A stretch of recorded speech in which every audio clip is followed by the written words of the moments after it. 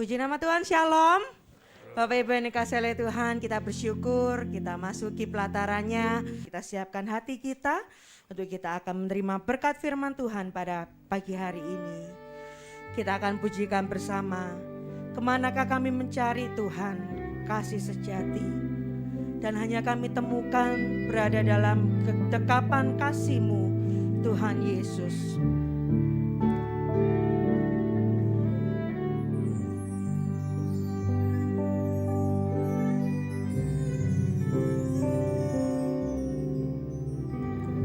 Kemanakah kami mencari kasih sejati? Kemanakah kami berseru saat badai datang menderu, yang kami tahu hanya Kau yang mampu pulihkan segala sesuatu. Kemanakah kami mencari? Kemanakah kami mencari kasih sejati? Kasih sejati. Kemanakah kami berseru saat badai datang menderu, yang kami tahu hanya Kau yang mampu pulihkan segala sesuatu. Kami perlukan keajaiban-Mu, kami butuhkan sentuhan tangan-Mu. Kami tak dapat jalan sendiri, kami perlukan Tuhan. Kami perlukan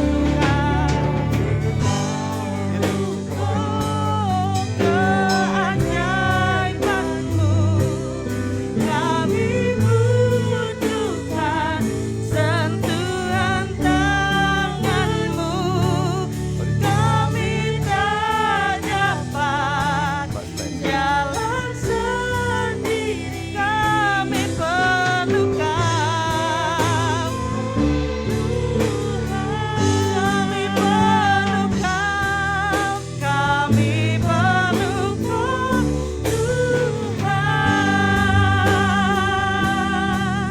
Kami perlukan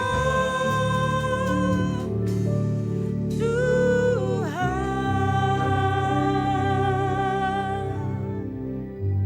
Mari kita satu dalam doa. Tuhan Yesus, terima kasih Tuhan atas berkat-Mu. Tuhan sudah kumpulkan kami memuji dan membesarkan nama-Mu Tuhan. Dan tiba saatnya kami akan mendengarkan sabda firman-Mu.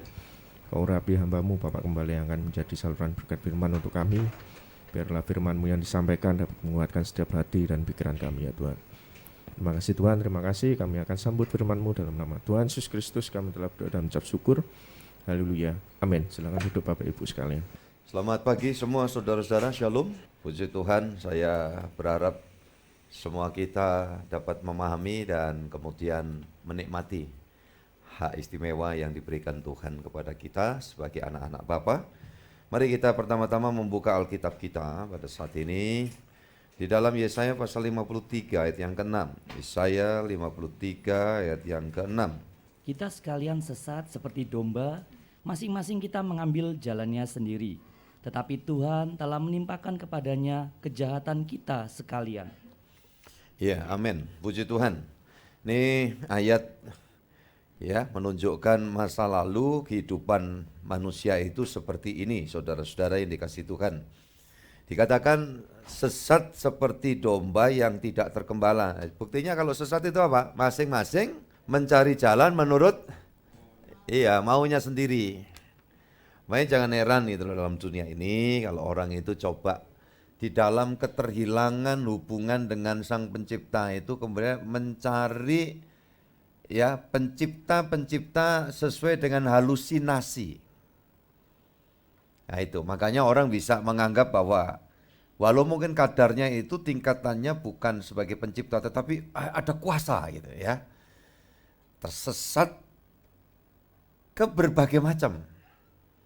Kayak gitu. Tapi ya kalau kita mau ngomong ini di dalam wawasan kemasyarakatan kita, ya kita tidak bisa saling menyalahkan. Gitu loh. Kok itu percayanya sama itu, percayanya ke pohon, ke apa lah, yang namanya kepercayaan. Nah, sekarang kita lihat dari sisi iman Kristen. Kenapa itu terjadi? Ya karena memang sebetulnya sudah dalam kondisi tidak tergembalakan. Gitu. Waktu manusia itu digembalakan itu ideal sekali. Makanya manusia itu bahagia. Ya di Taman Eden itu enggak pernah Hawa itu sambat sama Adam. Kok dengkulku cekot-cekot ya gitu. Enggak pernah, enggak kayak sekarang. Suami sering dengar keluh kesah dari istri sering kali dengar keluh kesah dari suami. Boyokku itu lho, Dek. Pak Kris ya pernah sambat itu, Pak Kris. Ya. Jadi saudara-saudara yang dikasih Tuhan, lebih-lebih lagi dari semuanya adalah ideal gitu. Karena apa? Ada di dalam penggembalaan. Dirawat. Nah, kenapa manusia jadi sengsara, tidak bahagia, ada banyak kesulitan ya dalam hidup. Perkawinan itu dari awal semua itu ornamennya mohon doa restu, kan itu kan. Semoga bahagia gitu. Nah, tapi kenapa dalam prakteknya orang kehilangan bahagia? Malah seringkali ada orang cerita gini, Pak mestinya bulan madu. Lah terus kok bulan padu ya Pak? Halo, bisa bedakan padu sama madu? Ya itu, kalau madu itu manis, kalau padu racun. Iya kan? Mana ada orang, saya itu bahagia sekali loh kalau padu, kalau gegeran itu. Itu hanya orang-orang yang kurang satu on. Yang mengatakan begitu. Tapi dikatakan dalam Alkitab, alangkah bahagianya jika orang itu duduk rukun, ya kan? Iya, kalau duduk rukun dikatakan maka ada berkat yang seperti embun. Iya, dari Gunung Hermon mengalir sampai ke janggut dan jubahnya turun. Nah itu, embun pagi gitu ya. Kalau rukun, makanya kalau udah nggak rukun, nah sudah. Lebih-lebih kalau nggak rukun sama Pencipta. Ya, tapi kan sulit. Bedakan, ini rukun sama Pencipta. Sama ini nggak rukun sama Pencipta, gimana bedakannya? Nggak gampang, wong itu urusan spiritual. Tapi dapat dipastikan, orang tuh kalau rukun dengan Tuhan, dia pasti rukun dengan sesama. Yang setuju aja katakan amin. Ya gitu. Jadi kalau sampai ada ketidakrukunan, nah itu berarti apa? Dia nggak lagi rukun sama Tuhan, nggak harmonis sama Tuhan. Orang yang rukun sama Tuhan, hidupnya pasti terpelihara karena dia sesungguhnya jalan tidak pernah jauh. Domba itu dengan siapa? Gembalanya. Nah kalau sampai nggak rukun, ini masih jauh. Walaupun deket, namanya nggak rukun. Singkur-singkuran, iya kan? Apa singkur-singkuran itu Indonesianya apa? Saling membelakangi. Kalau bahasa Yunani adu bokong. Ya, Yunani apa Yuja gitu loh. Adu bokong gitu. Makanya kalau sampai orang itu tidak rukun sama Tuhan, dipelihara pun tidak merasa. Gitu. Wong Tuhan itu tidak pernah jahat kok. Tuhan ngajari jangan balas jahat dengan jahat. Masa dia jahati orang yang lagi jahat sama dia? Sebenarnya enggak. Tapi yang membangun permusuhan itu adalah karena dosamu itu loh. Itu. Kalau Tuhan enggak pernah. Makanya buktinya kan di dalam pasal 5 Roma itu ya ayat yang ke-10 kalau enggak salah ya. Kamu diperdamaikan ketika kamu masih menjadi seteru Allah. Sebetulnya kalau ditelusuri bukan Allah menyeturui manusia, enggak. Manusia yang menyeturui Allah. Buktinya apa itu Pak Gembala? Waktu Allah firman itu turun jadi Yesus. Dia ditolak oleh yang dikunjungi. Nah, siapa yang dikunjungi? Keturunan Abraham. Bangsa pilihan. Dapat prioritas kunjungan pertama. Secara langsung. Justru miliknya menyalibkan dia. Gitu loh. Ini menunjukkan bahwa manusia itu ya ketika manusia dalam kuasa dosa, ya dia nggak tahu diri. Nah, karena nggak tahu diri, maka di dalam Yesaya digambarkan seperti domba yang tersesat, masing-masing berjalan mengikuti jalannya sendiri. Ya, nggak tahu bedakan mana ini tanaman orang atau tanaman tuanya, tabrak aja, sikat aja bleh gitu, ya kan? Jadi enggak bahagia, orang tua anak sulit bisa sinkron, kecuali kalau udah bertobat, beriman sungguh-sungguh ya. Saudaraku, suami istri juga gitu. Ya, bengkerengan aja, amannya nek podo turune. Ya kan gitu kan? Kadang-kadang sampai turu aja, tidur aja. Kesenggol sikutin. Loh ini keterlaluan. Ada yang gitu. Malah gini kesenggol. Apa itu istilahnya? Siwak. Ya. Nah, tapi potensi rukun, potensi kemampuan ya kata lain. Kemampuan rukun, kemampuan untuk mengasihi, kemampuan untuk saling nopang, kemampuan untuk saling ya membantu. Itu sebenarnya kan tercipta begitu, manusia itu gitu. Rusak itu kan karena dosa. Akrab sama Tuhan, tidak akrab sama bucu, tidak akrab sama lingkungan. Makanya di Taman Eden itu tidak ada orang makan hewan, itu belum ada. Begitu dia ya namanya kasih kok. Nggak ada kesadisan itu loh. Lo jujur ya, saudara yang dikasih Tuhan. Saya ini dulu waktu masih hidup nggak karuan tuh. Motong hewan apa itu, potongnya aja. Tapi jujur itu di hati kecil itu juga ada rasa miris. Mau nyembelih apa ya. Karena saya itu pokok apa yang disembelih, ya disembelih. Kecuali orang. Udah di usia tertentu, saya jadi hamba Tuhan ini, kemudian saya sudah enggak lagi lah ya, rasanya udahlah selesai. Dulu di saya pelayanan ya, di pedalaman, di daerah itu, ketemu ular ya, potong ular.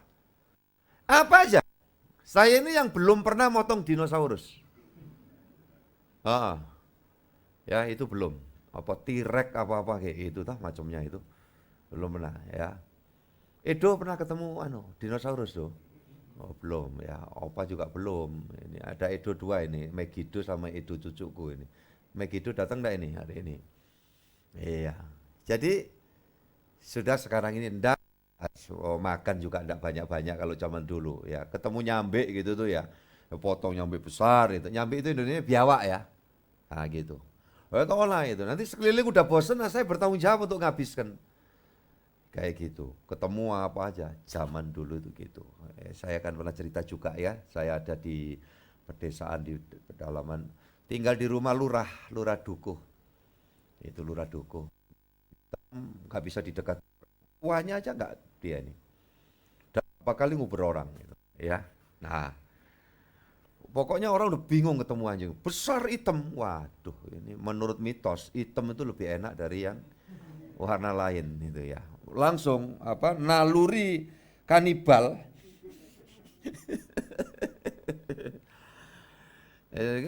gitu itu Pak nggih Om, manggil saya itu Om gitu.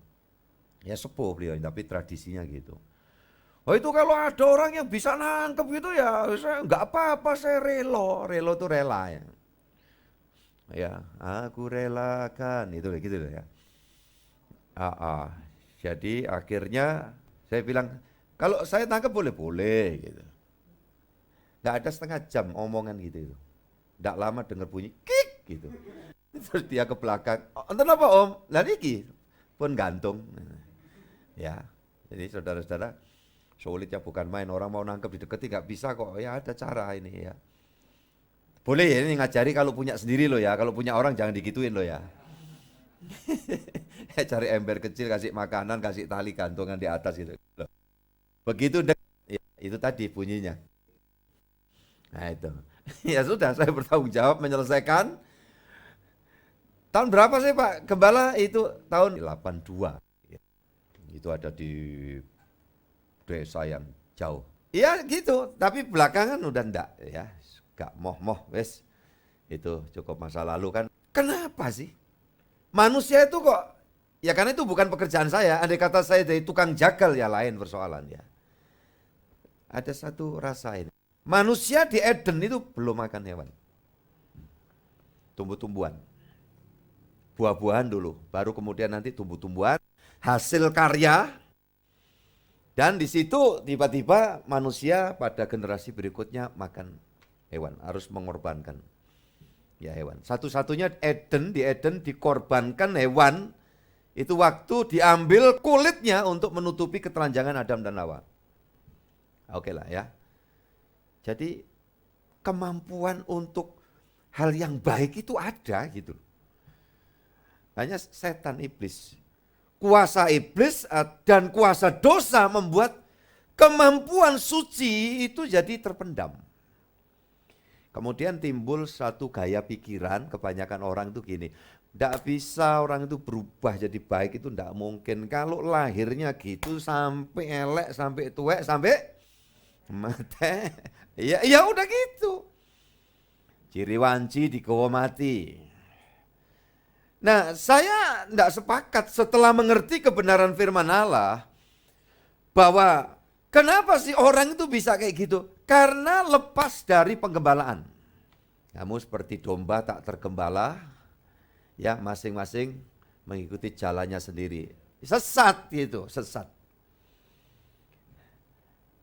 Kenapa kemudian ada pemikiran, ya menghalalkan semua cara, tidak apa-apalah.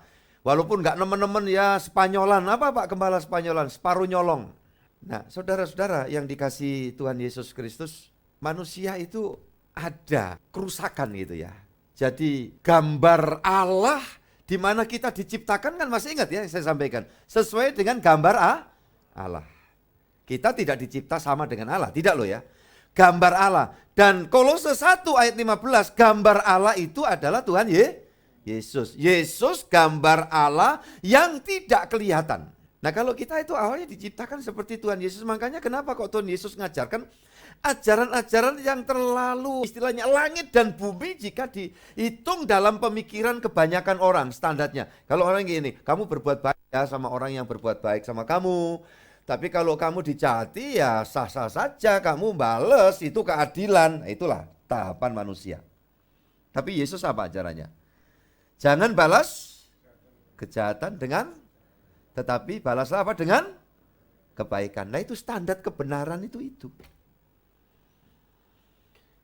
Kebenaran itu apa? Pribadi Allah, pribadi Tuhan. Makanya Yesus juga ngomong, aku jalan apa? Kebenaran dan hidup. Kamu tidak bisa kembali kepada Bapa. Ya, karena aku ini sang firman bakal kembali kepada Bapa. Ya, kamu juga ya tidak bisa kembali kepada Bapa kalau tidak bersama dengan aku. Aku kebenaran. Kalau kamu cuma berkutat hanya baik, jahat, jahat atau baik, ya sedikit baik mengatakan semua jahat, tidak akan pernah sampai.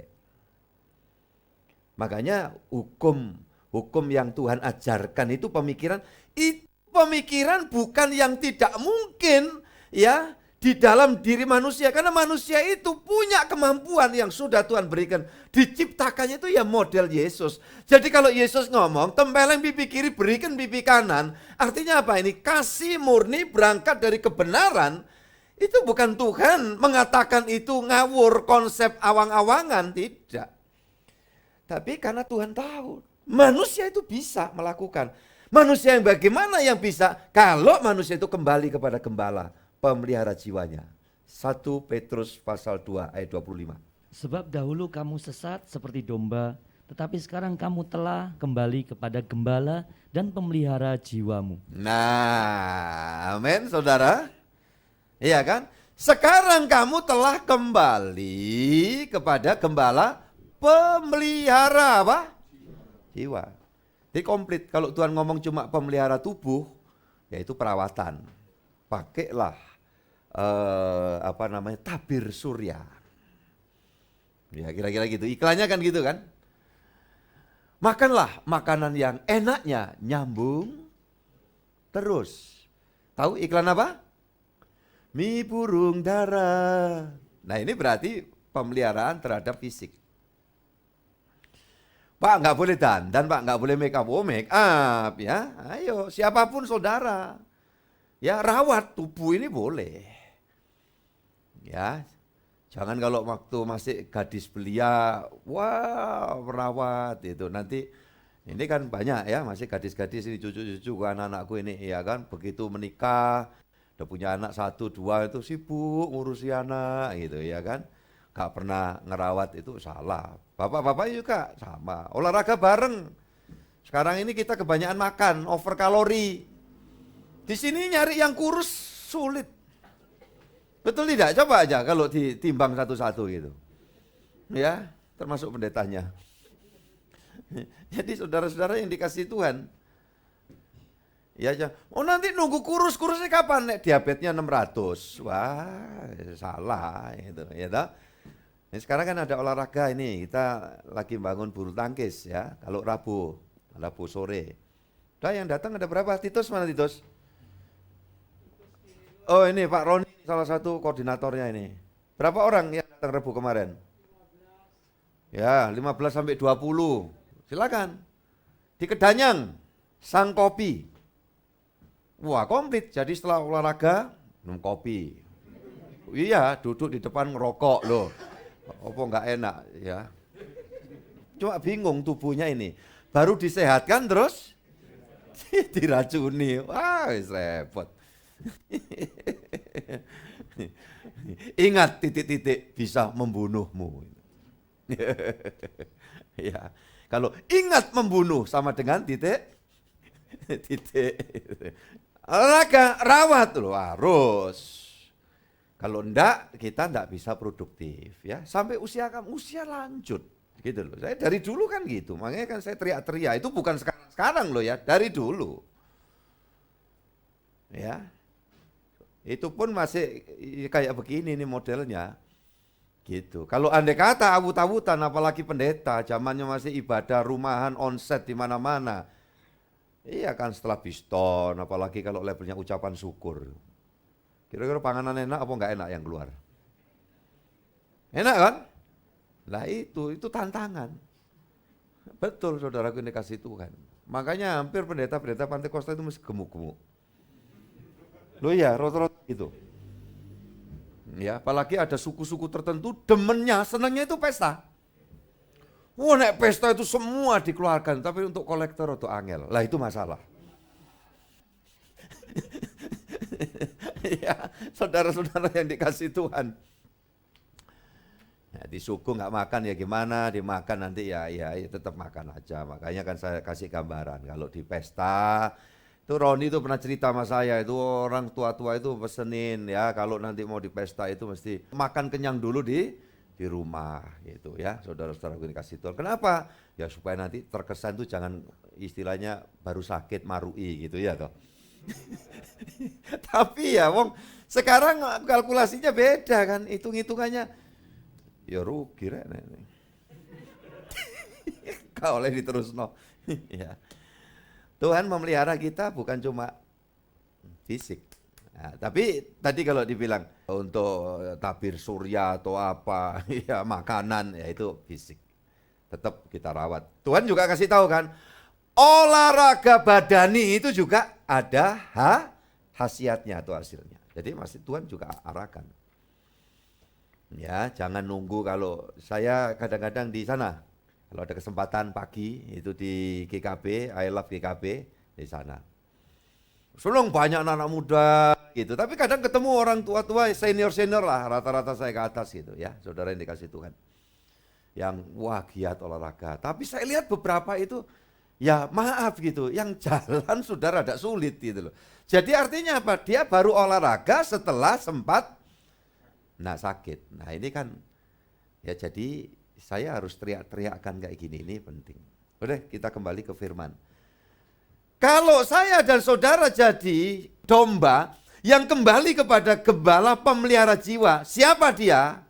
Dia itu adalah Yohanes pasal 10 ayat yang ke-11. Nah ini, gembala pemelihara jiwa. Akulah gembala yang baik. Ya. Gembala yang baik memberikan nyawanya bagi domba-dombanya. Gembala yang baik memberikan nyawanya kepada siapa? Dombanya. Nah ini, makanya nyawa kita terpelihara karena apa? Sang gembala agung ini udah nyerahkan nyawanya buat kita. Nah kalau kita itu sudah di posisi ini, kembali kepada gembala, pemelihara jiwa, gak liar lagi, itu udah pasti. Kenapa? Tuhan memberikan rohnya ya untuk membangkitkan kembali potensi, kemampuan untuk kita proses kembali seperti Yesus. Kita sering kali seperti Yesus, itu saja ku minta, ya kan? Tapi jelaskan gimana Pak Gembala itu nyanyian. Kok seperti Yesus? Karena dulunya manusia itu diciptakan itu ya mengikuti contoh prototipnya, produk awal yang Allah sediakan buat sang firman-Nya tiap kali datang. Itu dalam wujud, ya wujudnya ya seperti ini. Gitu loh. Sehingga manusia itu bisa kenal. Waktu Tuhan jalan di Taman Eden itu kenapa? Ya kira-kira itu tampilannya itu mirip. Cuman beda di unsur kemuliaannya kan gitu. Ini ciptaan, beliau adalah pencipta gitu. Jadi selama ini kita berpikir bahwa manusia itu manusia berdosa, firman Allah mau turun itu nyocokkan diri dengan model bentuknya manusia, dia datang wujud seperti manusia. Ya enggak salah itu pemikiran itu. Tetapi kalau memikir lebih jauh lagi, lebih tua lagi pemikirannya, bahwa manusia itu hakikatnya diciptakan awal itu adalah wujud Yesus itu, walaupun di situ masih belum ada nama Yesus. Belum ada nama Mesias, belum ada nama ya Immanuel, gitu loh. Nanti munculnya Immanuel itu di perjanjian baru yang dinubuatkan 700 tahun sebelumnya oleh Nabi Yesaya ya, yang menulis bahwa nanti ini tandanya ya Allah itu memberikan perhatian penuh kepada manusia dengan ada seorang perawan melahirkan anak laki-laki dan dia diberi nama apa? Immanuel. Makanya nama Yesus itu kan Gabriel yang bawa. Berikan nama Yesus. Jadi tentang tampilannya ini Tuhan Yesus udah di Taman Eden pernah ditulis kan. Maka Adam dan Hawa ketika Tuhan berjalan di taman itu. Kalau bicara jalan itu tidak bicara tentang Allah pencipta itu modelnya bentuknya gimana. Bukan, gak bisa kita bayangkan. Kalau bicara Allah sang pencipta, Allah Maha Kudus yang kita kenal dengan sebutan Bapa itu satu kemahaagungan yang gak bisa kita mengenali itu. Tetapi Allah Maha Agung yang dalam berfirman menciptakan segala sesuatu pada saat-saatnya sang firman-Nya itu datang dalam wujud. Nah itu, saudaraku yang dikasih Tuhan. Makanya kalau di Perjanjian Lama ada kata malaikat Tuhan, atau dalam terjemahan Asia itu Malach Yahweh, itu bukan malaikat biasa. Malach itu malaikat kan. Tetapi ketika disebut Malach Yahweh dengan huruf besar, itu adalah sesungguhnya ya perwujudan sang firman Allah itu yang datang menemui Abraham, menemui Yosua, menemui beberapa tokoh. Nah itu yang kemudian saudaraku ini kasih Tuhan, waktu Tuhan datang dia menyebutkan di dalam Ibrani itu ditulis pewahyuannya, Ibrani pasal 10 ayat yang kelima, saya kira bolehlah dibaca untuk merefresh kembali, Ibrani 10 ayat yang kelima. Karena itu ketika ia masuk ke dunia, ia berkata, korban dan persembahan tidak engkau kehendaki, tetapi engkau telah menyediakan tubuh bagiku. Ya, engkau menyediakan apa? Tubuh bagiku. Ketika masuk ke dalam dunia ini, kapan? Waktu masuk perjanjian baru. Kapan? 2000 tahun lalu itu loh, Natal. Maka saya berkeyakinan di sini tubuh Yesus itu tersedia gitu, bukan tercipta gitu. Karena dari awalnya, maka waktu Allah itu menciptakan manusia itu sudah ada modelnya yaitu gitu loh. Hanya belum dipakai permanen waktu firman mendatangi manusia di dalam perjanjian baru 2000 tahun yang lalu, firman itu mengenakan wujud itu.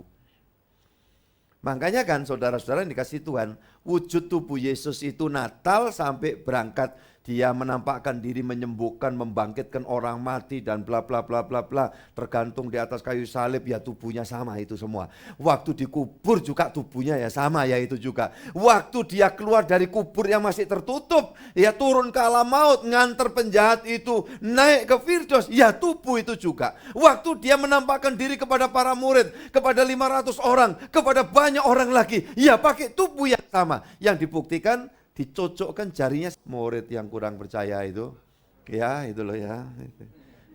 Maaf tak syuting Pak, Pak Thomas, bukan yang ini tapi yang Thomas 2000 tahun lalu. Ya, kemudian Thomas sadar. Ayo Pak Thomas, ingat gak yang dikatakan Thomas murid itu, ketika dia nyucukkan jari, dia ngomong apa? Iya, terus begitu dicucukkan cek, Thomasnya bilang apa? Ya Tuhanku, ya Allahku. Yesus gak nolak kan? Apa? Oh jangan sebut aku Tuhan, jangan sebut aku Allah. Jadi orang berpikir, mana sih Yesus pernah ngomong aku ini Allah, aku ini Tuhan. Loh dia kan hadir di tengah budaya Israel itu yang sangat menghargai. Ya YHWH itu. Untuk menyebutkannya itu peralihan dari nama itu menyebutkan sebutannya. Ya, enggak berani dia nyebut. Gitu loh. Karena keagungan. Lah bayangkan kalau di tengah masyarakat yang ya orang nyebut sang pencipta aja takut menyebut. Makanya waktu ditanya oleh Musa, siapakah engkau? Aku ya aku. Tuhan kan bilang begitu. Ya, aku. Katakan kepada Fir'aun, aku memerintahkan kamu untuk membawa Israel keluar dari Mesir. Nah, jadi masyarakat Yahudi itu sampai sekarang ngomong haleluya itu dengan tarikan dan hembusan nafas itu ada aturannya, enggak kayak kita itu ngomong haleluya, ada yang haleluya. Macam-macam ya, sesuai dengan adat. Itu untuk orang Yahudi itu nyebut ya, dan setiap tarian dan hembusan ya kalimat itu punya makna yang luas. Makanya kalau belajar bahasa Ibrani ya Pak ya, itu kan bisa merotoli rambut tumbuh lagi merotol lagi kayak gitu. Wes timbangannya angel, wes Tuhan itu tahu segala bahasa, wes pakai basa apa, wes basa kene ya apa sampean kabare Dik. Gitu ya, saudara-saudara yang dikasih Tuhan ya. Jadi kita lihat saudara-saudara yang dikasih Tuhan, Tuhan itu ya, kalau sudah kita ini sadar, aku ini jadi domba Tuhan, Tuhan udah memberikan nyawanya buat kita ya, yang kemudian kita ini ditebus, kita dibangkitkan lagi ini kemampuan kita, ya potensi yang ada. Makanya hambatan-hambatannya kan minggu lalu saya bilang itu mesti ditepis, diantisipasi hambatan potensi. Ya, kalau kita udah di dalam Tuhan, kita udah kembali kepada Gembala yang agung, itu kita dimampukan untuk apa? Nerima ajaran apa? Ajaran surgawi. Karena apa? Sebetulnya kita ini standarnya sudah standar surgawi itu. Manusia itu gitu secara umum loh ya. Tapi kok jadi rusak, Pak? Lah iya. Tergantung aja percayanya apa. Gitu. Ada yang di dalam kepercayaan itu membawa orang itu kelihatan seger gitu. Tetapi ada yang di dalam kepercayaannya itu membuat orang itu merasa bangga walaupun nampaknya itu rada gimana gitu, ya kan? Ya tapi sah-sah saja wong pilihannya. Ya. Kapan dulu itu sempat saya kadasen di sini tak ilangi ben sampai hilang itu. Loh iya karena apa ya enggak pantas gitu ya. Tetapi kalau yang di film-film India ada kebiasaan di sini dikasih tool apa warna merah, warna apa ya ada tanda-tanda kayak gitu. Ya itu memang budaya. Gitu. Tapi bagaimana dengan saya? Ya sudah, gini ini tampilannya. Ya mau bersih aja.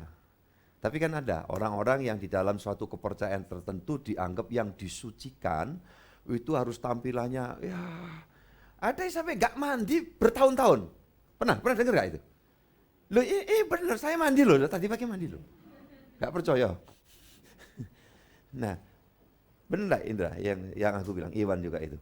Sehingga waktu ada upacara tertentu di sebuah tempat tertentu itu baru orang itu turun ke sungai itu setelah tidak mandi bertahun-tahun. Rambutnya ya panjang. Ya itu terserah wong kepercayaannya. Saya bilang ya lumayan aku nggak gitulah modelnya yang adus saya lah adus. Ya, nanti bulan dari sini juga mesti mandi. Tapi wong itu keyakinan. Untung sampean nggak yang di tabernakel nggak ngajari ngono. Loh iya kan? Iya, itu sampai mau ada yang kebulet akar pohon kayak gitu. Ya itu yang dianggap ini orang khusus, orang pilihan. Namanya keyakinan, mau diapakan gitu loh.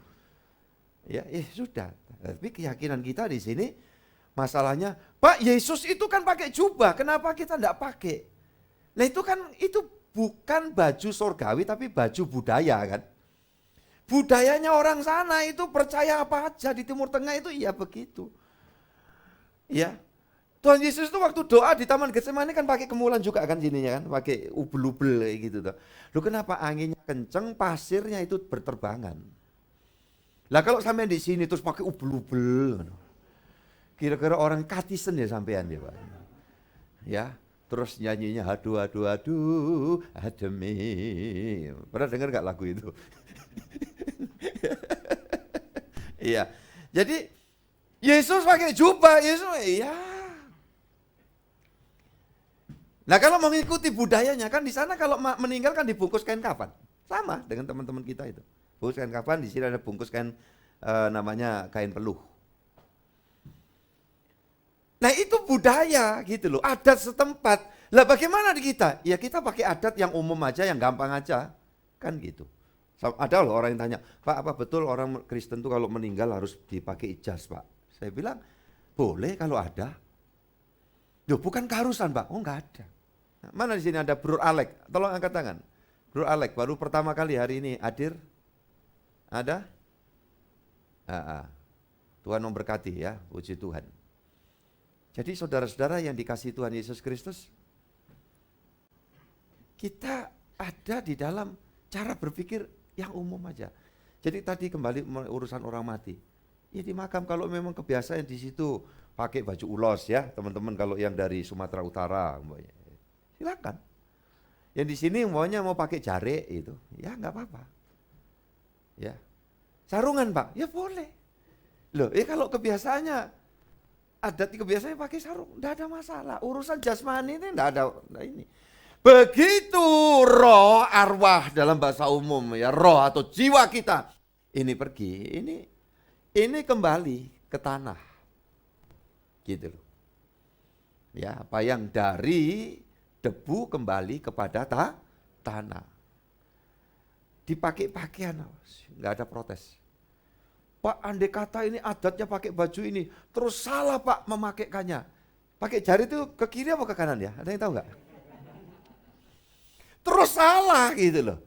Apa kira-kira 3 hari lagi balik itu orang itu? Ya enggak, jadi enggak ada urusan. Upacara itu sebetulnya untuk yang hidup. Cara itu untuk yang hidup. Ketika dua tahun silam dilanda ya pandemi, saya pun mengalami harus bagaimana ya upacara yang harus saya upacarai sendiri. Orang terkasih saya. Coba. Nah, di situ ujian keteguhan, konsistensi sebagai seorang imam. Itu kalau kebawa perasaan hancur. Tapi orang itu harus beriman tapi realistis. Saya harus berpikir beliau tidak ada di sini lagi, di sana. Makanya saya tolak berbagai macam pikiran-pikiran hasil dari halusinasi. Saya bilang, Alkitab memberitahu. Dari sorga. Ini jasad. Kalau WHO memberitahu, ya proses orang meninggal di masa pandemi itu 16 sekian juta kalau tidak salah. Ya, Alkitab memberitahu loh. Di dalam Wahyu itu, entah pasal 6 barangkali, satu kali kelak nanti akan ada bakal proses ketika penunggang kuda tertentu itu yang namanya maut, sepertiga penduduk bumi. Langsung bayangkan. Moga-moga kita tidak di zaman itulah, lebih baik kalau sewaktu-waktu Tuhan panggil setelah kita menghasilkan buah itu, daripada ya waktu pandemi itu di Indonesia itu masih terlalu mulia pemakaman jenazah. Walaupun ada banyak keluarga yang tidak bisa sempat lihat lagi, tapi masih dimakam secara layak. Saya ngikuti media kan, bagaimana yang terjadi di Eropa, di Italia, mayat itu dibiarkan bergeletakan, betul ya? Ini yang terjadi, ya. Sampai putri saya itu tanya kepada kawannya, kawan sekolahnya yang sekarang hidup di sana, domisili di Italia, benarkah? Benar. Nah kita lihat itu jenazah ditumpuk, itu kayak tumpuan pohon. Loh, apa enggak lebih hancur lagi? Ya, padahal kita ini sebuah bangsa yang urutan jumlah penduduknya, populasinya kalau tidak salah keempat ya. Ya, saudaraku yang dikasih Tuhan 200 sekian, mungkin sudah hampir 300 juta barangkali. Ya, jadi saudara-saudara yang dikasih Tuhan masih berkesempatan kayak gitu, dimakamkan. Nah itu kita dapat info itu ada yang jenazah itu kayak korban tsunami gitu. Itu langsung diangkat satu lubang. Mana kita bisa kenal? Bagaimana? Tapi pertanyaannya sekarang, bagaimana Pak tentang keselamatan jiwanya? Tidak ada urusan dengan kematian, caranya mati, dan dengan bagaimana diupacarainya saat kematian. Tidak ada urusan sama sekali. Sesuai dengan kebenaran Alkitab, firman Allah. Ingat itu ya. Makanya ketika saya di airport tsunami tahun sekian itu ada majelis gereja pusat yang tahu-tahu manggil saya, Pak Pendeta, Pak Henry. Loh iya, mau kemana? Saya mau terbang, sebetulnya saya mesti ke Aceh, tapi penerbangan ke sana tidak ada, terpaksa saya transit dulu di Medan, saya cari kabar, ada apa? Papa mama saya sudah lost kontak dalam peristiwa itu, tidak tahu lagi bagaimana keadaannya, sambil membek ini laki-laki. Saya bilang, oke dah, yuk kita ke pojokan, kita doa. Saya peluk dia, saya doakan, Tuhan, Kau tahu hati anakmu ini, perasaan anakmu ini, namun kami juga yakin Engkau tahu bagaimana kalau papa mamanya anakmu ini juga milikmu, keselamatannya pasti ada. Di dunia kalau memang waktu masih hidup, selamat tidak mustahil. Tapi kalau Engkau waktunya ambil, dia selamat juga ada dalam kerajaan sorga yang mulia. Amin, saudaraku. Begitu amin, dia teguh. Terima kasih Pak Pendeta. Saya kuat.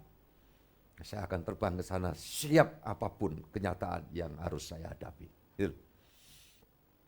Jadi iman Kristen itu jelas, ya, dibangun potensi untuk tidak membuat hal-hal yang ya membesar-besarkan masalah gitu loh. Enggak. Ya. Kalau masalah kecil ya hilangkan aja, ini masalah besar, udahlah. Kasih itu mampu menutupi segala kesalahan. Yang percaya katakan amin. Bagaimana Pak kalau orang ini tetap bertahan dalam kesalahannya, urusannya dia, nanti dia makan buahnya. Bagaimana kalau dia bukan cuma bertahan tapi nambah lagi Pak kesalahan yang dibuat, dia juga bakal nikmati semuanya. Ini bukan karma. Kalau karma itu kan kaitannya wah terjadi sekarang ini karena tidak tahu bagaimana kehidupan di masa dulu, kehidupan yang sebelumnya. Itu kan sulit. Tapi wong itu kepercayaan. Ya monggo gitu loh. Tapi dalam iman Kristen, kita ada dalam durasi yang sekarang ini, bangun hidup untuk jadi seperti Yesus. Walaupun harus bayar harga. Kadang-kadang harus mengalami kesulitan, penderitaan, ya.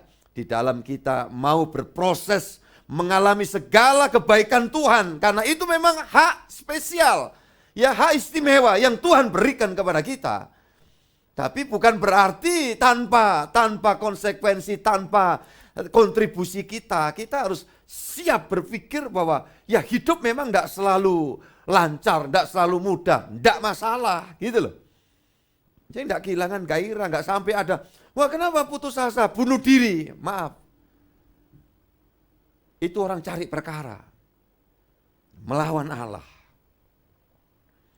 Tapi terlalu ruwet Pak persoalan kami. Dan itu terus mulek terus.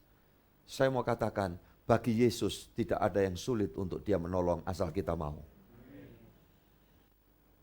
Roma 8 ayat 17 silakan Pak.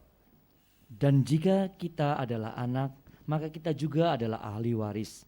Maksudnya orang-orang yang berhak menerima janji-janji Allah yang akan menerimanya bersama-sama dengan Kristus, yaitu jika kita menderita bersama-sama dengan Dia, supaya kita juga dipermuliakan bersama-sama dengan Dia. Nah ini loh. Jadi sekarang kalau standarnya Yesus tadi kan saya sudah gambarkan tubuhnya spesial, ya itu sudah datang berkali-kali di perjanjian lama cuma tidak ada nama gitu loh, bukan nama Yesus. Nanti nama Yesus itu ketika Maria dinyatakan siap menerima kehadiran Roh Kudus selaku rancang bangun. Siapa Roh Kudus? Ya Roh Allah itu sendiri. Siapa Roh Allah? Ya Allah itu sendiri. Nah itu rancang bangun untuk Sang Firman itu hadir melalui kehidupan atau ya bagian dari hidupnya Maria kan itu. Beritahu, kamu nanti akan mengandung anak laki-laki, hendaknya kamu memberi nama dia Yesus. Nah, itu baru nama Yesus itu sebagai metre. Dikatakan dalam Kisah Rasul pasal 4 ayat yang ke-12, di bawah kolong langit di atas muka bumi ini tidak ada nama lain yang di dalamnya kamu beroleh keselamatan kecuali di dalam nama, ayo ucapkan, Tuhan Yesus Kristus. Nah jadi saudara-saudara itu yang dikasih Tuhan. Ini hal-hal yang jelas ini. Begitu yang agung, pribadi yang luar biasa. Rela datang ke dalam dunia. Untuk apa? Mengalami keterpurukan keadaan. Melampaui daripada manusia pada umumnya. Siapa? Yesus. Dan dia lakukan itu. Maka dia memberitahu, kamu anak-anakku, kamu punya hak istimewa untuk menerima semua seperti apa yang aku terima nanti. Jika kamu rela menderita dengan aku. Dalam pengertian kalau gak menderita juga jangan cari penderitaan. Kok lama ya gak ada penderitaan terus pedose wong dibeleh. Nah, itu cari masalah, itu cari penyakit. Tidak begitu, artinya apa? Siap sedialah bahwa menghadapi hidup itu tidak selalu selamanya mudah. Ada waktunya sulit, ada waktu kenapa kok mesti kami yang alami ini? Karena Tuhan itu hebat, dia tahu. Baru diceritani seorang ibu, sementara merawat salah satu anaknya disabilitas. Ya sampai usia sudah dewasa si anak ini. Belum lagi ditambah proses kesenioran sang suami yang udah jalan dikit jatuh dan sebagainya. Sudah si anak ini ya dalam kondisi special need yang sedemikian. Tahu-tahu mengalami gangguan fisik ya saudaraku ini kasih Tuhan. Dia menceritakan itu dengan tidak dengan satu berat hati. Ya dikatakan Pak Gembala, saya mohon maaf ya tidak join ibadah. 2 bulan, saya ini hampir 2 bulan di rumah sakit. Ya, posisi di luar Gresik. Dan dia cerita, saudaraku yang dikasih Tuhan. Tapi dengan cerita itu dia tidak menulis saya menderita gimana.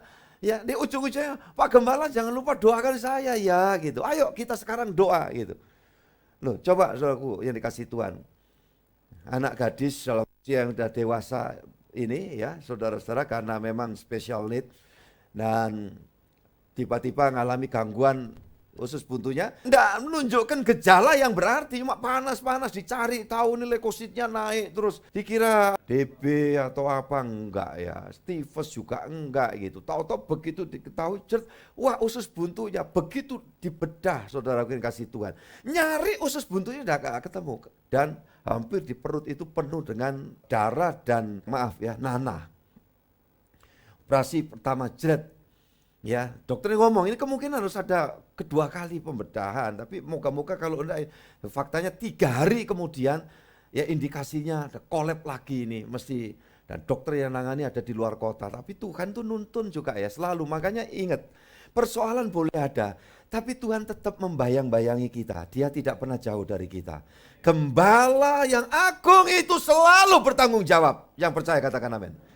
Nah, saudara-saudara yang dikasih Tuhan, dokter yang pertama ini, dia memberitahu udah urus anunya aja, BPJS-nya loh, sampai sebegitunya. Ini keluarga juga ya mampu, tapi dokter ini kasih tahu seperti itu, ya oke lah dituruti, dikerjakan semua. Begitu operasi, begitu untuk operasi kedua, kontakan by phone ada di luar kota. Saya siap malam ini yang berjalan kembali, tetapi saya pesimis mungkin jalan ini macet. Apa nggak perlu second opinion, ditangani oleh yang lebih senior dari saya. Wah nggak ada, saya berharap dokter aja yang mengerjakan ini karena dokter tahu dari awalnya kan, itu logis kan, Cengli ya saudara dikasih Tuhan. Jadi dokter ini dia berpikir kemungkinan nggak sampai waktunya nanti, dan karena ini harus secepatnya ditangani. Bagaimana kalau saya ini kontakkan dengan dosen saya, guru saya, berarti profesor saudaraku yang membidangi ini. Jadi terserah kalau memang dokter mengatakan begitu. Dan saudaraku ini kasih Tuhan, singkat cerita profesor ini ketemu malam itu juga operasi, dan dia masih cerita lagi kalau yang ini tidak BPJS, tapi juga enggak banyak loh. Orang itu makanya bagaimana pola pandang ya, paradigma cara berpikir orang itu. Kalau yang dipikir itu kecil, digede-gedekan, semua yang diceritakan kalau yang ini enggak mau BPJS kan gitu kan jadinya. Kan selalu dia underestimate terhadap orang lain. Tapi ini penting, potensi berpikir yang baik, potensi kemampuan kita jadi anak Tuhan itu untuk belajar, ya jangan sudzon kata bahasa teman-teman kita saudaraku. Tetapi berpikirlah positif tentang orang lain. Pasti dari situ nanti ada banyak berkat dan jalan keluar yang Tuhan sediakan. Nah saudara, hasil operasi ternyata oke, puji Tuhan, ini sudah pulang ya, recovery. Saudaraku memang karena spesial neednya tadi itu rada tidak gampang sebenarnya, tetapi dia cerita ini Pak Gembala sudah baik keadaannya, sudah mau mulai miring-miring, gerak-gerak dan seterusnya. Saudara-saudaraku yang dikasih Tuhan, ini kehidupan. Waktu dia bilang, saya bilang wah Anda ini luar biasa. Tuhan izinkan ini karena Tuhan memang memilih Anda itu menjadi pribadi yang punya daya tahan loh, gitu loh. Jadi berarti jangan aduh kasihan ya gitu, langsung keretek gitu. Saya katakan Anda ini dia satu pilihan, ada hak spesial dari Tuhan ini. Menghadapi ini, puji Tuhan, puji Tuhan, puji Tuhan. Kemudian ujungnya dia nge-WA lagi lewat 2 hari. Justru dia memberikan persembahan ya untuk Pak Gembala ya, ini saya mohon diterima, tolong dicek ya. Saya teleponnya itu jadi rada-rada gak tahu arah gitu, saya bilang aduh luar biasa, sampean ini benar-benar imannya ini. Saya itu berpikir sampean ini masih dalam kesulitan proses kayak ini. Jawabannya enggak Pak Gembala, ada Tuhan ngasih rezeki juga, Tuhan campur tangan, boleh ada kesulitan tetapi ya pasti Tuhan kemurahannya tidak habis-habis buat saya. Coba saudara-saudara yang dikasih Tuhan, kiranya dengan cerita nyata ini ya di atas yang ya, dan ini baru proses komunikasinya itu ya sampai kemarin saudara-saudara yang dikasih Tuhan. Dan saya bukan bicara masalah orang ngasih persembahan, bukan, saudara semua sih persembahan, proyek kita tuh terus jalan ya. Tetapi ada hal-hal yang kadang-kadang membuat saya itu ya rasanya ini kok sampai sedemikian. Dan ujungnya saya bangga bahwa Tuhan Yesus itulah yang memang membangkitkan ya potensi kemampuan di dalam diri saya dan diri saudara untuk selalu berkemampuan untuk melakukan yang menyenangkan hati Tuhan. Amin. Kita semua terus belajar akan hal itu. Makanya ya setiap proyek kegiatan yang saya umumkan, yuk kita buat kegiatan semua jalan. Yang lalu ayo kita bangun tim panitia kecil ya. selesai semua, puji Tuhan ya. Keperluan 150 orang kan kita adakan itu gathering ibadah di Padang. Saudaraku ini kasih Tuhan, dan Oktober nanti kita akan bersyukur karena ini ulang tahun jemaat ya. Dan saya sedang berdoa, sedang komunikasikan nanti kita adakan gathering khusus ya, karena tempat ini masih terbatas, mungkin di tempat yang lain ya. Dan tentu selalu saya pikirkan ya, kita doa aja, kita sepakat sehati ya, tidak bermaksud ingin ya membuat orang itu sulit, enggak. Tapi semua orang berkata, aduh aku bersyukur aku bisa melakukan sesuatu. Semua berdasarkan kemampuan yang kita kerjakan ya. Dan yang lalu ini ada kegiatan gathering seperti itu, ada sisa beberapa 100-200 ribu barangkali yang masukkan di tali kasih diakonia itu, yang penyediaan untuk penanganan kalau ada darurat yang memang sangat membutuhkan untuk proses pemakaman dan sebagainya.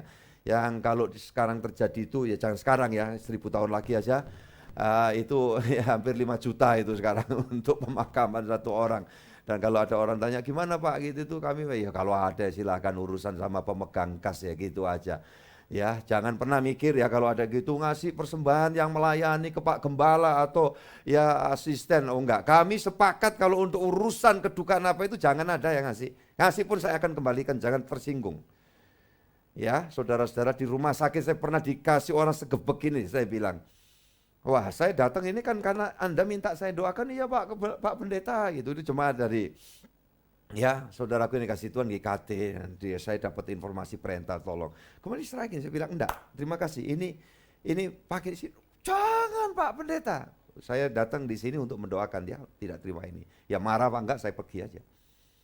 Saudara-saudaraku ini kasih Tuhan, ya di dalam pelayanan ini kami menanamkan prinsip. Ya, faktanya juga saya sebagai hamba Tuhan 40 tahun tidak pernah kekurangan sampai hari ini. Dan semua juga karena Tuhan pakai semua saudara tidak terkecuali. Jadi jangan ada yang merasa di sini lebih hebat atau enggak. Yang hebat cuma satu. Tolong yang kenal sebutkan siapa dia. Tuhan Yesus Kristus. Saya akhiri dengan ayat ini saudara-saudara. Kita baca di dalam 2 Korintus pasal 8 ayat 1 dan 2. 2 Korintus pasal 8 ayat 1 dan 2. Saudara-saudara, kami hendak memberitahukan kepada kamu tentang kasih karunia yang dianugerahkan kepada jemaat-jemaat di Makedonia.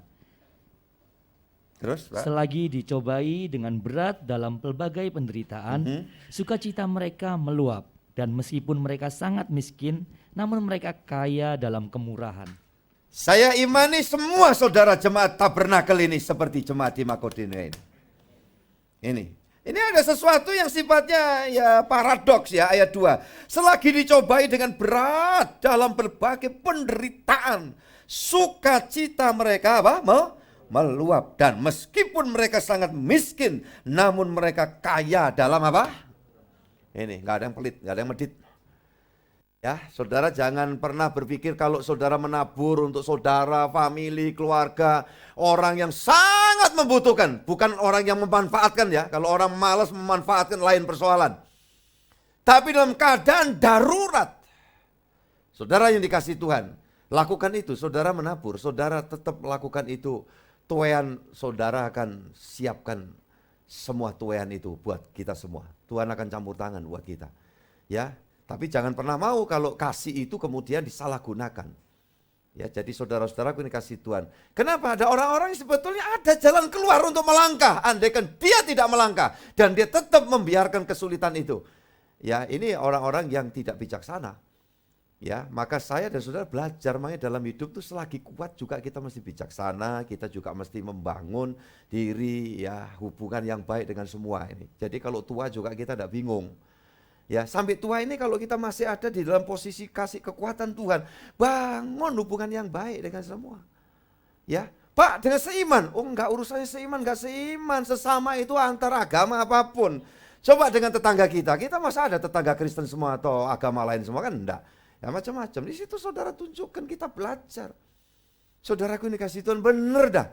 Yang gitu enggak akan pernah kekurangan. Kenapa? Dikatakan di sini kaya dalam kemurahan, itu penting. Dan saya ingin katakan orang-orang yang demikian pasti terpelihara hidupnya oleh kasih Tuhan. Ya, saudaraku ini kasih Tuhan. Ayat yang ketiga, Pak, silakan Pak dibaca. Ayat yang ketiga, 2 Korintus 8 ini, aku bersaksi. Aku bersaksi bahwa mereka telah memberikan menurut kemampuan mereka, Ya. bahkan melampaui kemampuan mereka. Ya, orang kalau kemurahan itu seperti itu.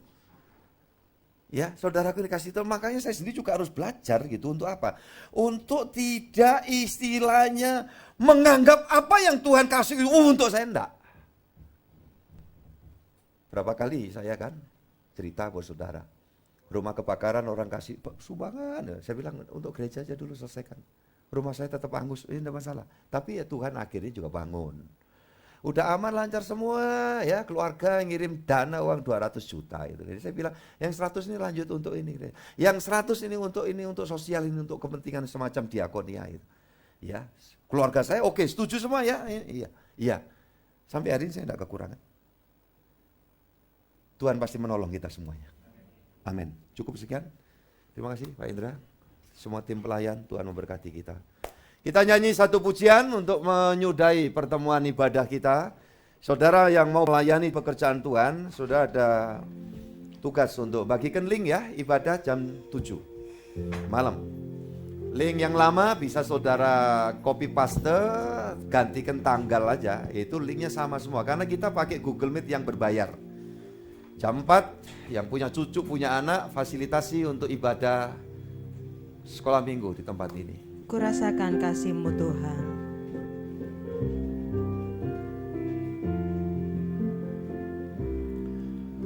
Kurasakan kasih-Mu Tuhan. Kurasakan kuasa-Mu Tuhan. Kurasakan kasih kuasa Roh Kudus, ku rasakan kehadiran-Mu. Curahkanlah kuasa-Mu Tuhan, mukjizat terjadi di tempat ini. amin Yesus.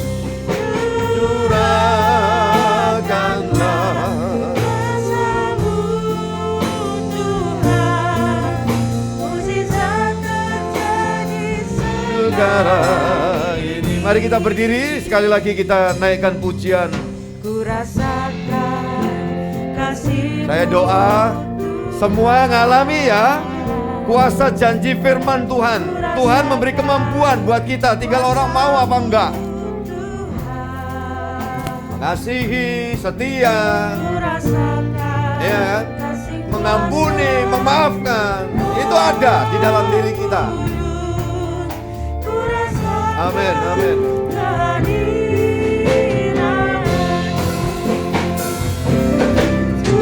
Curahkanlah kuasa-Mu Tuhan, Mukjizat terjadi di hidup kami. Curahkanlah kuasa-Mu Tuhan, Mukjizat terjadi sekarang ini. Letakkan kedua tangan di dadamu masing-masing seraya kami bersyukur Tuhan, karena pagi hari ini kami dapat beribadah dan kami boleh menyadari, memahami dan bakal menikmati setiap hak istimewa yang Tuhan berikan kepada kami, yang sesungguhnya untuk semua manusia. Namun karena manusia ada kecenderungan tunduk pada kuasa dosa dan kuasa lain, akhirnya banyak yang mengalami dari hal yang jauh dari segala hak istimewa yang Tuhan sediakan. Jadi pagi hari ini kami tahu kami bukan lagi domba yang sesat masing-masing mengikuti jalannya sendiri, tetapi kami sudah Tuhan bawa kembali kepada Gembala Agung pemelihara jiwa kami. Dan untuk itu kami yakin percaya siapa yang dekat dengan Gembala Agung itu akan menikmati pemeliharaan sempurna, baik tubuh, jiwa, dan rohnya. Baik kehidupan di sini dan juga kehidupan di waktu yang akan datang. Kami yakin dan percaya di Sang Gembala Agung yang selalu memelihara, memberikan segala sesuatu yang dibutuhkan tepat pada waktunya. Itu sebabnya pada siang ini Tuhan, apa yang sedang dialami oleh setiap anakmu yang sedang meletakkan kedua tangan di dadanya masing-masing, seraya berkata, Tuhan tolong aku, kami yakin pertolongan Tuhan turun siang ini. Di dalam nama Yesus Kristus, setiap doa ada dalam perhatian Tuhan, dan langkah kami selanjutnya mau dalam pimpinan Tuhan. Ketika masalah pergumulan terjadi akibat salah manajemen, salah langkah kami, namun ternyata Tuhan juga memberi pencerahan. Harus ada langkah-langkah praktis, walaupun mungkin kalau diukur dengan perasaan atau ego kami sulit untuk menjalankan. Namun seharusnya kami taat kepada Roh Kudus yang membawa kami melangkah dengan pasti, dan di sana pertolongan jalan keluar dari Tuhan pasti kami terima. Itu sebabnya kiranya Roh Kudus campur tangan lebih lanjut. Hambamu berhenti bicara saat ini, dan Tuhan yang akan menjabarkan lebih luas dan menolong kami untuk melangkah dengan bijaksana, sehingga hari-hari kami penuh dengan bahagia. Walau dalam persoalan, pencobaan, kesulitan, namun dikatakan di sini ada hal yang istimewa. Kami tetap bahagia di dalam Tuhan. Terima kasih buat hari ini, kami bersyukur ibadah kami Tuhan sempurnakan. Persembahan anak-anakmu Tuhan kuduskan dan berkati, ingat sampai kekekalan surgawi. Dengan keyakinan Tuhan tidak pernah lupa memelihara kami sampai anak keturunan kami, semuanya dijagai oleh Tuhan. Dan kami juga saat ini berdoa untuk pembangunan gereja ini yang dari Tuhanlah yang berinisiatif dan mengadakan. Pasti Tuhan memakai kami dan siapapun untuk melanjutkan proses pembangunan ini sampai selesai. Terima kasih Tuhan. Kami akan pulang, Tuhan sertai dan pertemukan dalam ibadah online, supaya kami lebih lagi mengalami pengubahan dari Tuhan sehingga semakin sama seperti Kristus.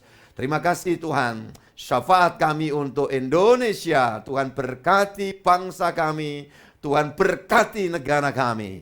Terima kasih Tuhan Yesus. Semua sesi ke depan Tuhan campur tangan mengurapi. Ya, segala hormat bagimu sekarang sampai selamanya. Berkat Tuhan turun atas kami, atas nama Bapa, Putra, dan Roh Kudus. Dalam kuasa nama Tuhan Yesus Kristus. Bapa, terima kasih. Bapa, terima kasih.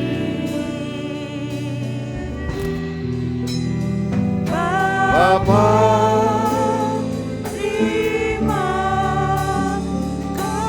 kasih. Bapa di dalam surga, syukur terima kasih.